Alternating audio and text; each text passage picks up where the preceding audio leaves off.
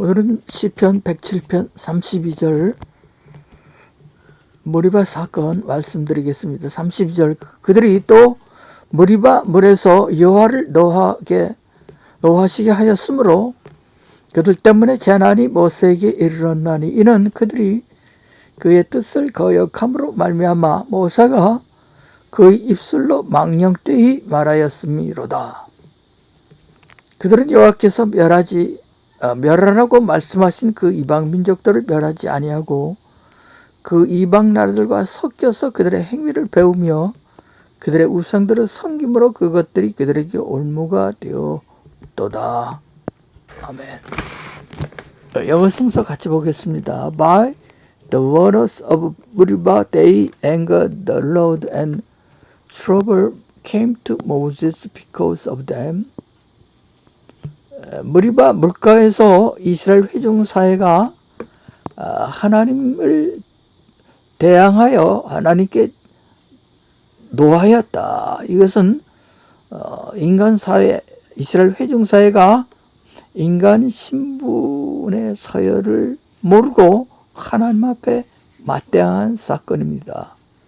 하나님 앞에 화를 발했다.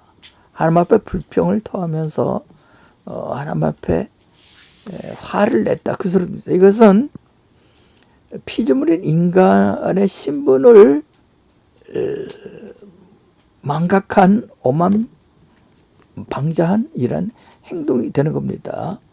여러분들이 신앙생활을 하실 때 때로 여러분들의 신앙생활의 목적이나 그 원했던 많은 것들이 달성되지 아니할 때 때로 어떤 사람들은 자신의 현실의 나쁜 상황을 보고 하나님 앞에 화를 토하는 사람들이 있을 수 있습니다. 이것은 여러분들이 평소에 이것을 잘 인식을 못하는데 창조주 하나님 앞에 피조물의 그 본분을 모르고 하나님 앞에 대항한다는 이러한 의미를 갖게 되는 겁니다.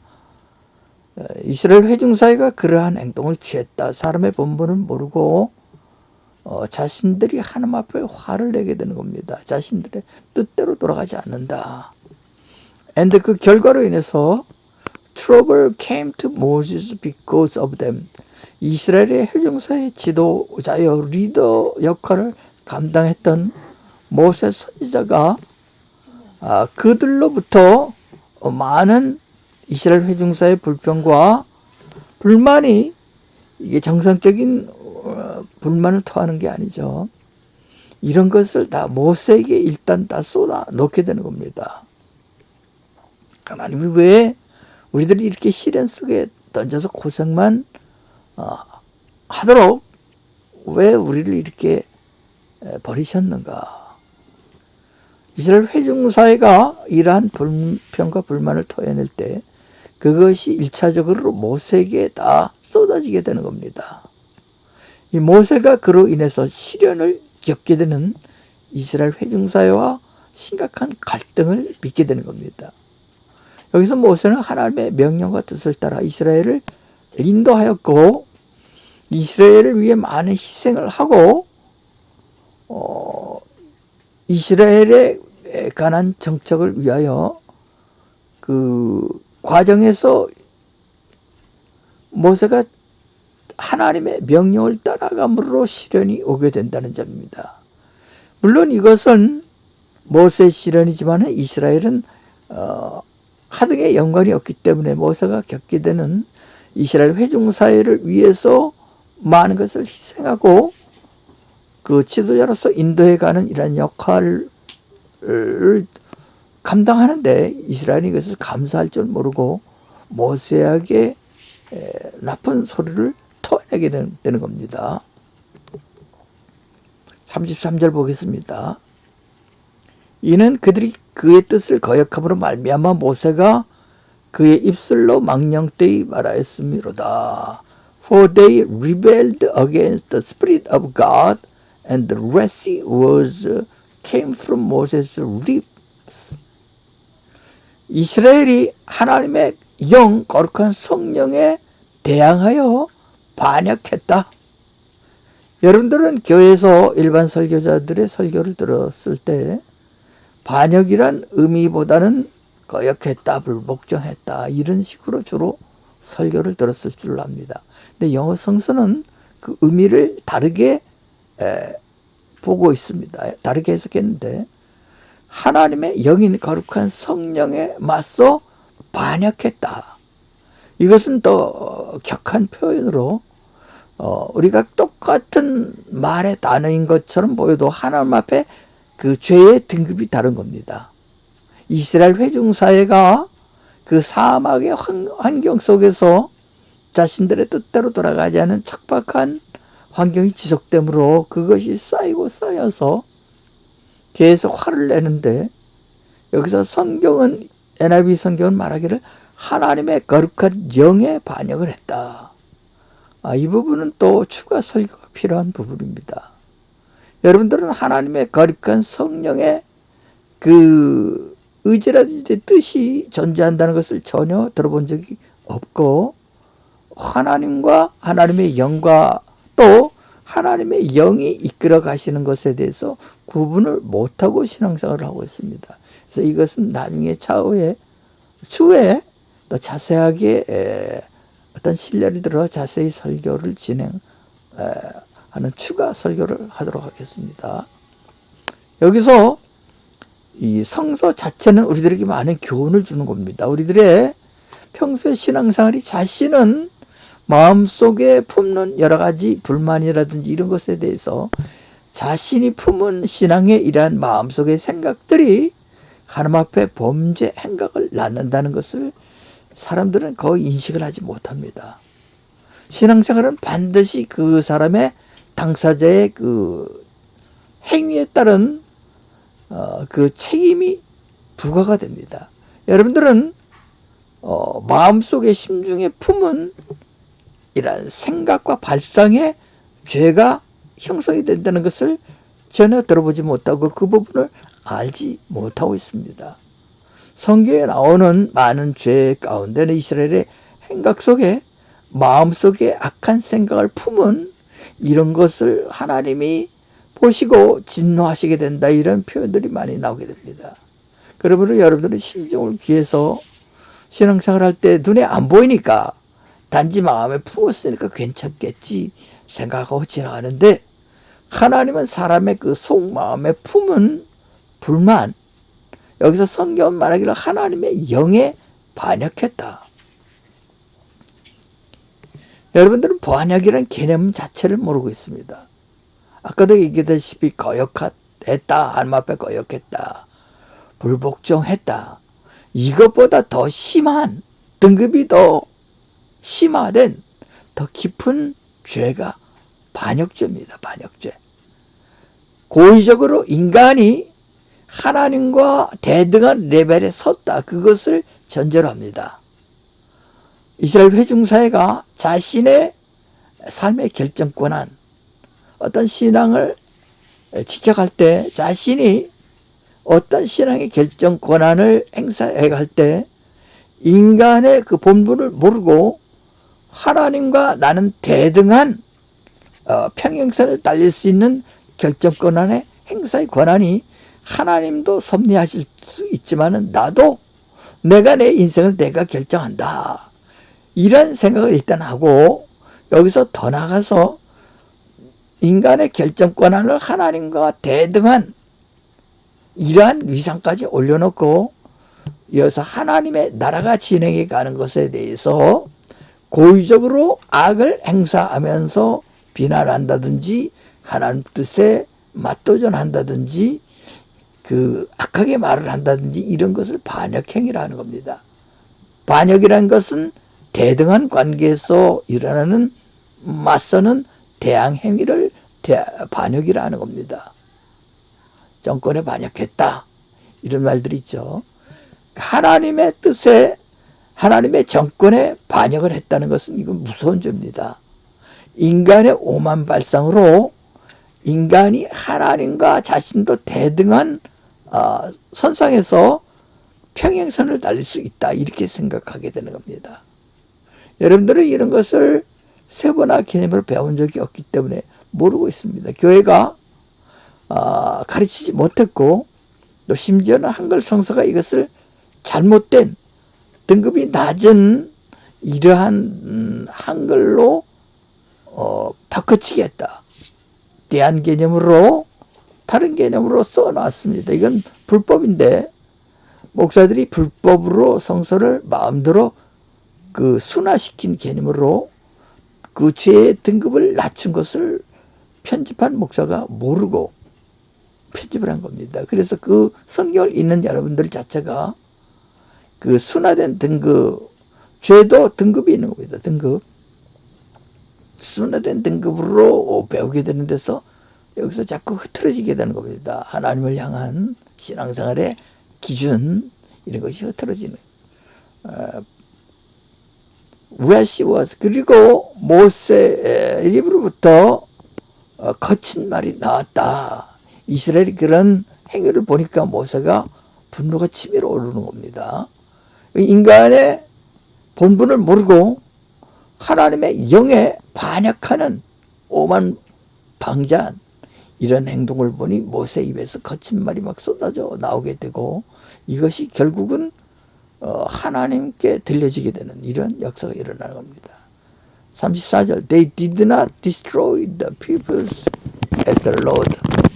여기서 또 다른 죄가 명시되고 있습니다. 34절은 그들은 여호와께서 멸하라고 말씀하신 그 이방 민족들을 멸하지 아니하고, 아마 한국 교회 전체가 아마 이런 죄는 아주 떡 먹듯이 늘 저지르는 성직자를 포함해서 신자나 교회 전체가 34절 같은 죄는 아주 떡 먹듯이 저지르는 그런 죄에 포함이 되겠습니다.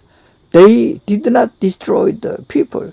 그러니까 하나님의 명령이 내려오는데 이방 민족들을 멸하라 이런 명령이 내려오고 하달될 때 이스라엘은 왜 같은 사람들끼리 평화롭게 잘 사는 것이 올바르지 왜 우리가 다투고 왜 싸워야 되는가? 하나님이 사랑의 하나님으로 사람들의 죄를 따덕거려주고 용서해주고 도와주고 그 얼마나 인간관계가 좋은 관계로 형성이 되고 우리가 사는데도 그 얼마나 편한 삶이 될 수 있지 않겠느냐. 뭐 여러 가지 생각을 가지고 하나님의 명령을 거역하는 데서 하나님의 명령이 이방인을 멸족하라, 칼로 죽이고 멸하라, 제거하라, 이 명령을 그들이 거절하고 멸망시키지 아니했다. 하나님의 명령을 무시해버릴 겁니다.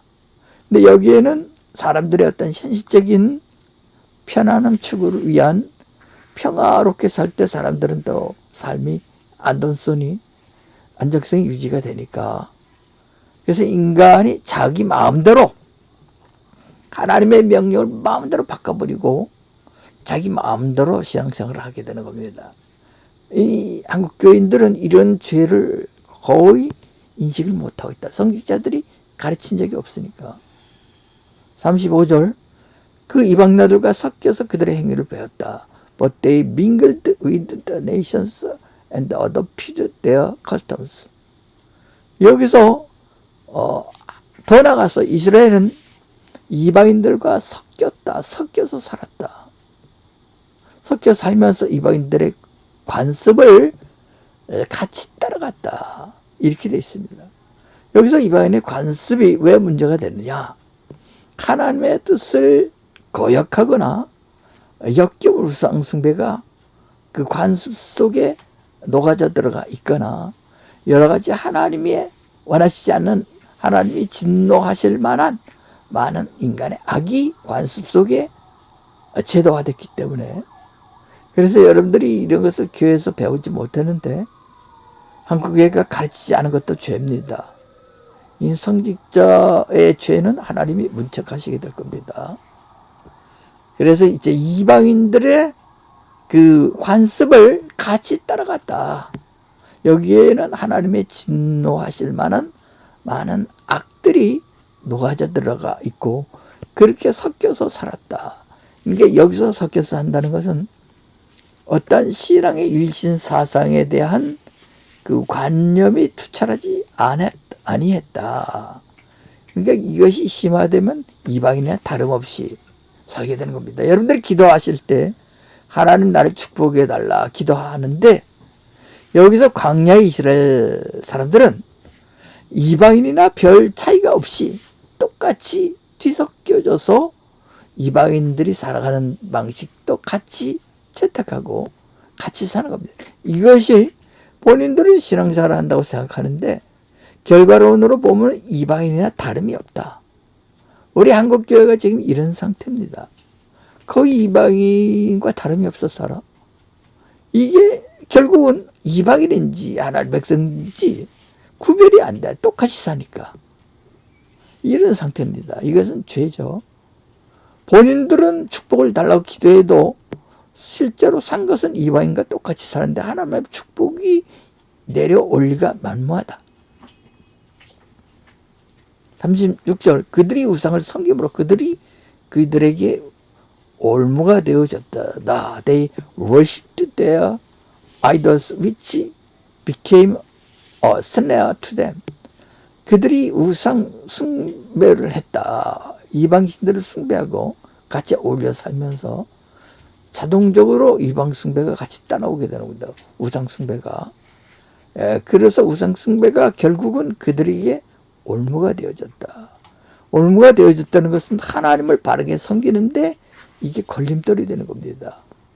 우리가 이방인들과 같이 섞여서 살다 보면 보통 사람들이 생각하기를 하나님이 눈에 안중에 안 보이게 되고 세상이 이렇게 흘러가는데, 세상의 트렌드가 이렇게 흘러가는데 우리가 뒤떨어질 수 없다, 이런 의식을 갖게 되는 데서 자동 케이스로 하나님을 부인하거나 위신을 거부하거나 이방의 관습과 제도와 시대 흐름을 따라 하나님의 나라를 욕되게 하는 일을 수시로 저지르게 되는 이러한 신앙의 부패가 같이 곁따라오게 되는 겁니다. 오늘은 무리바 물가의 사건에 대해서 말씀드렸습니다. 우리가 평소에 일반 성직자들이 하나님의 뜻을 순화 개념으로 약하게 얘기하거나 그 성서가 가르치는 죄를 전혀 터치하지 못하거나 그 죄의 영역에 세분화로 구분해 가르치지 못했기 때문에 결국은 그 교회 안에 모여든 사람들이 죄라는 의식이 없이 떡 먹듯이 이방인과 세상과 다름없이 똑같이 살게 되는, 이게 신앙인인지 세상인인지 똑같다. 그러면서 본인 당사자들은 천국 백성이라 착각하고 자기의 도취에 빠져 나는 신앙이 깊다. 그리고 하나님 앞에 떡을 달라듯이 축복을 수시로 내놔라. 하나님 앞에 강요하고 이렇게 사니 하나님의 진노가 그러한 타락한 신앙에 안 떨어질 리가 만무한 겁니다. 여러분들은 왜 신앙생활 하는데 저주가 떨어지는가를 모르고 살고 있습니다. 내가 11조 잘 냈고 새벽기도까지 했고 금식까지 했고 열심히 기도했는데 전도도 했는데 왜 하나님이 나를 축복하지 않는 거야? 이렇게 생각하시는 분들이 많다 이거죠. 이것은 성서를 똑바로 배우지 못했고 자신의 신앙의 현 상태를 본인이 정확히 구분하지 못하고 있다는 점입니다. 하나님이 보실 때 여러분들을 평가하는 것이지, 여러분들 당사자가 온갖 세상과 똑같이 살면서 하나님 앞에 좋은 것만 축복만 달라고 요구한다 해서 여러분들이 천국의 진정한 신앙인으로 천국에서 하나님이 보실 때 인정하시지 않게 될 때는 축복이 내려오지 않습니다. 오늘은 여기까지입니다. 기도로 마칩니다. 오늘까지 주의 은총을 감사드립니다. 다이성교회 새 출발에 말씀을 듣는 성도들의 새 경각심과 바른 길로 돌아설 수 있도록 인청하게 이끌어 주소서. 예수 그리스도의 이름으로 기도합니다. 이것으로 오늘 예배를 마칩니다.